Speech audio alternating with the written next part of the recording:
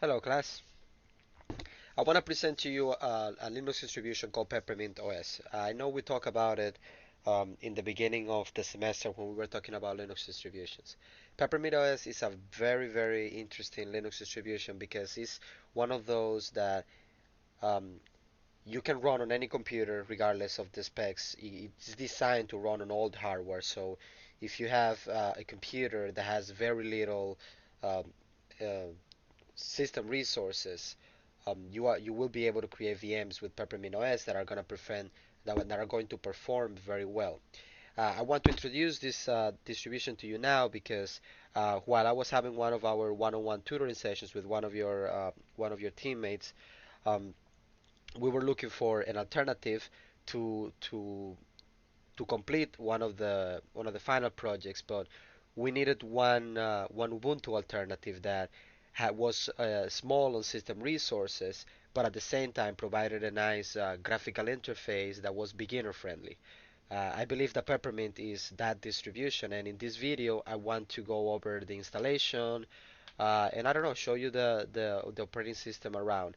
Just so you know, it is okay to use this operating system for all the remaining labs or for anything you want, since it is based on Debian. It's one of those Debian distributions, and so is Ubuntu. So everything that we do in our Ubuntu system will work fine in this one as well. So without wasting any more of your time, let's get started. So to download the ISO file, you just go to peppermintos.com and you click on download Peppermint OS. When you get to this page, make sure that you select direct download and click on Peppermint 10 Respin 64 bits ISO. You can download the torrent file if you want to do it via torrent, but you know, you live in America, so your internet shouldn't be that bad. Um, Now, I'm gonna create a virtual machine for that meets the minimum requirements for installing this operating system. So for the name, I'm gonna choose Peppermint OS. The operating system is Linux, and obviously the type is Ubuntu 64 bits. I am gonna leave it at 1 GB of RAM because I am building this VM assuming that you have a computer that is not very powerful, especially those of you who are using a MacBook Air or or any underpowered Windows computer. So I'm gonna click on Next, Create, Next, Next. On the hard drive size, I'm gonna make 40 over here, Create. Then we're gonna alter the settings a little bit over here. We're gonna change this to bidirectional, same thing that we did with our Ubuntu system at the beginning of the course. The processor count, I'm gonna keep it as 1, and this I'm gonna leave it as default. This I'm gonna keep it exactly as is. The only difference is that I'm not gonna have a floppy drive. The display is gonna go all the way to 128. You can give it less if you want, and I will enable 3D acceleration. This is optional. In the storage, then I have already my Peppermint downloaded. I'm gonna disable audio since I don't need it, and I'm gonna keep the networking as NAT. So I'm gonna click on OK, and let's start.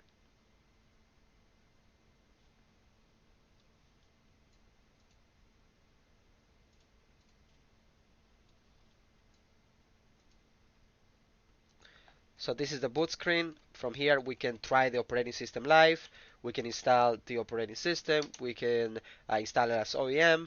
So what I'm gonna choose is I'm gonna try the OS live so that I can show you the environment, and then we are going to go through the Ubiquiti installer. The one thing about Peppermint OS is that the Ubiquiti installer is the same as Ubuntu, so uh, obviously, so being an Ubuntu distribution, it's gonna have for the most part the same installer. So you are already familiar with all the options. Therefore, there is no need to explain them.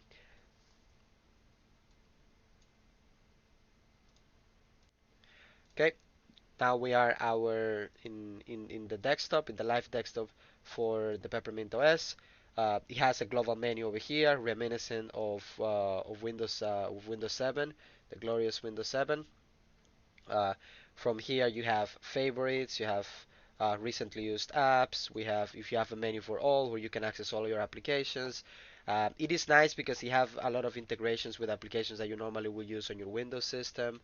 Um, it has also, menu for games, graphics, internet, media.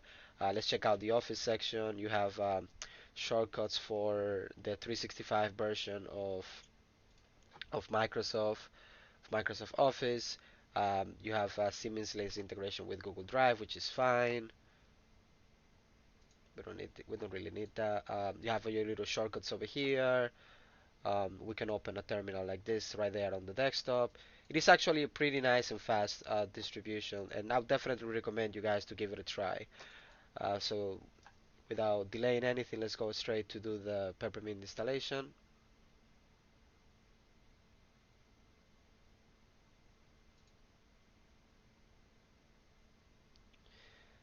Yes, this is my keyboard layout is regular English. We're gonna do a normal installation. We're going to install third-party software.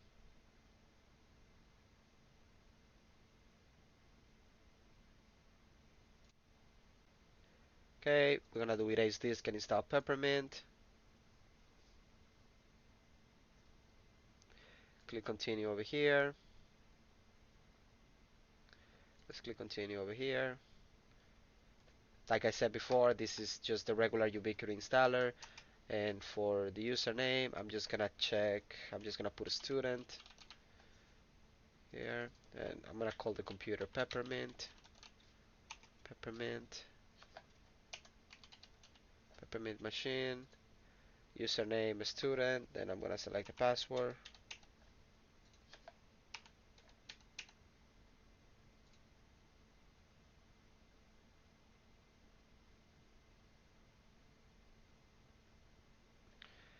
And now we wait until that's done. Now, I have done the installation a couple of times in my virtual machine, and always at this point over here, I encounter this error. I haven't bothered researching this particular error over here, but after rebooting, it works fine with no problem. So I'm just gonna put a note there to research it. So if you come across the exact same error, just let me know, just for me to keep it in mind there. Um, That's it. All I know is that after getting this error, it still works. It still boots with no problem. The machine works with no problem. Now that the installation is done, we're gonna restart. Okay, so similarly to how we did with Ubuntu at the beginning of the course, we're also gonna do the same thing here. So right after installation, we're gonna do an update. So let me zoom in a little bit.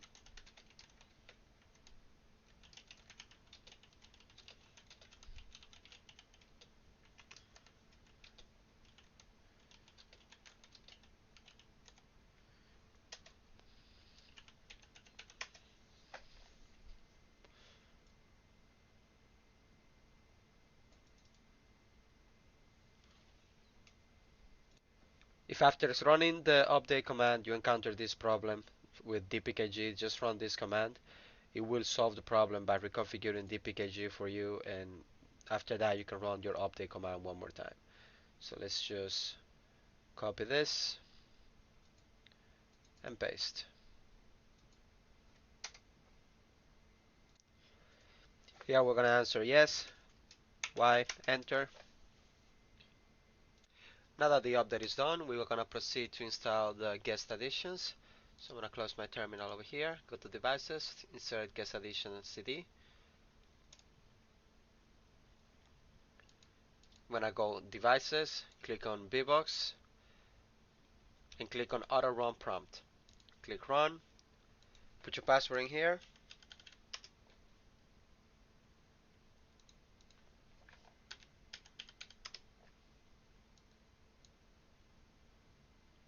And once the guest additions are installed, all you have to do is restart your system and you are good to go. Okay, time to restart. Click on menu, reboot. Now that the system has rebooted, let's log in one more time.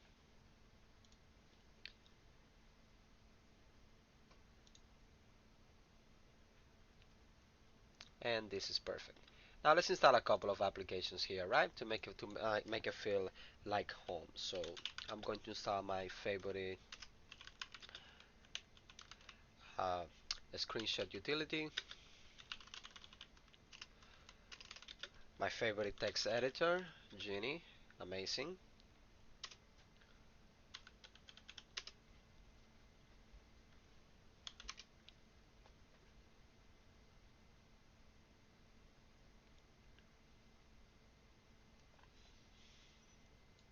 Now let's see if we can replace the default screenshot tool that Peppermint OS comes with for the one that I prefer, which is Flameshot. So I'm gonna go to settings and let me see if I can find all the settings here.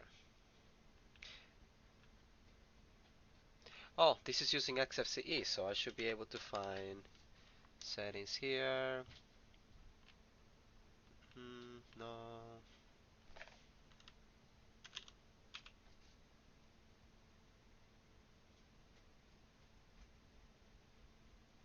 That's for the panel. But if I type keyboard, either, interesting. Let's see here. No, I'm not looking at keyboard settings. This is what I'm looking for. Application shortcuts, and I don't seem to have one set. Doesn't seem to be none set. What happens if I press print screen? Interesting.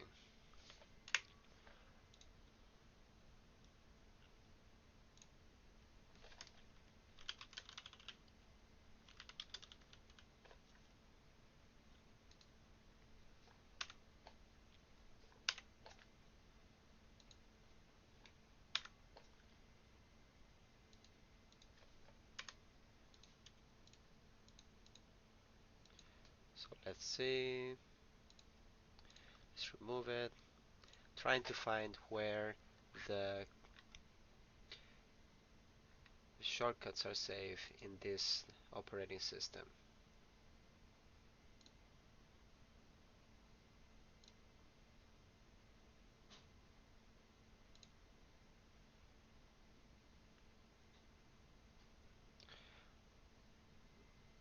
Well, I guess I'll do that some other time. Keyboards, no keyboard shortcuts. Oh, right there. Wow. Peppermint Control Center, and then keyboard shortcuts. And now we're gonna replace the default print screen tool.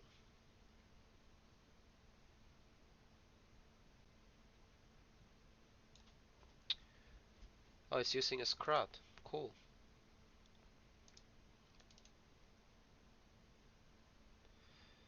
Yeah, let's delete that. Let's add a new one. Enter the command to execute. We're going to execute Flameshot GUI. And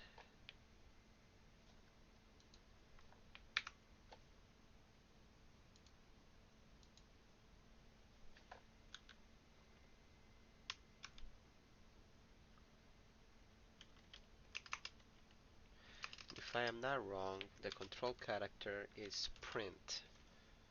Apply. Invalid character. Let's see.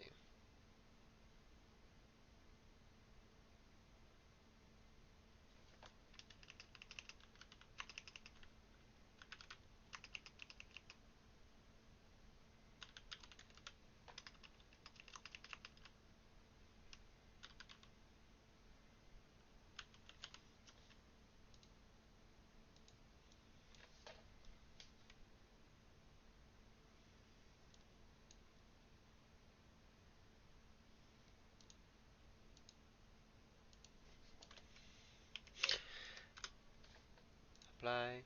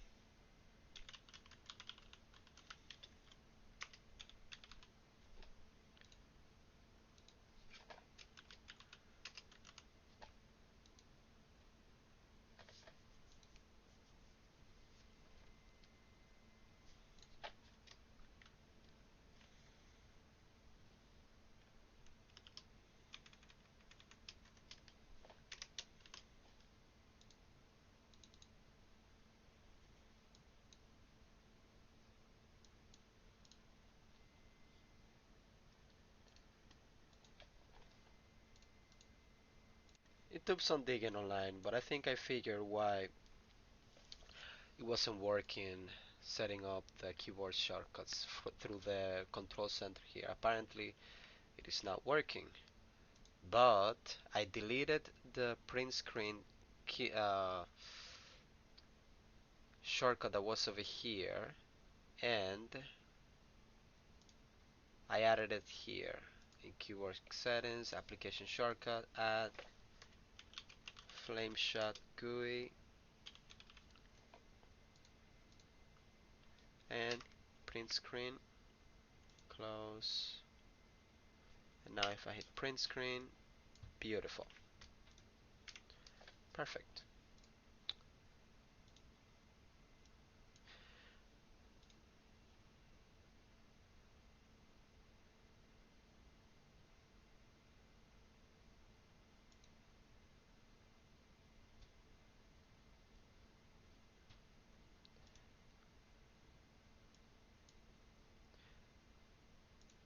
Well, that is it. Um, if you guys have any question about this particular operating system, let me know, and I'll be glad to help.